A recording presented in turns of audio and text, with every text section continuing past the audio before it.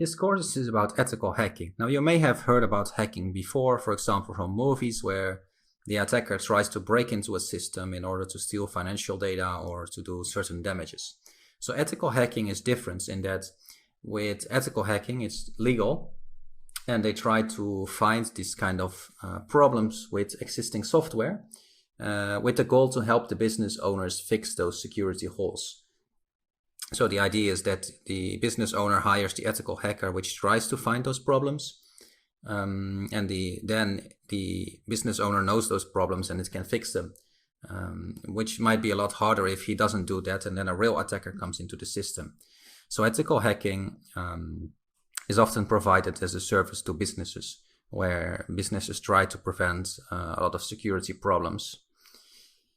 So in this course, we'll discuss one type of ethical hacking, a technique called SQL injection, in which you try to get access to a web app's database and extract information from that database.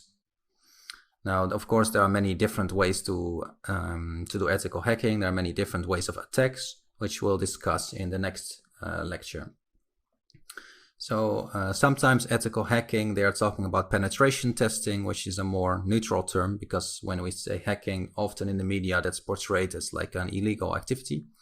But when we talk about penetration testing, we really refer to the legal activity.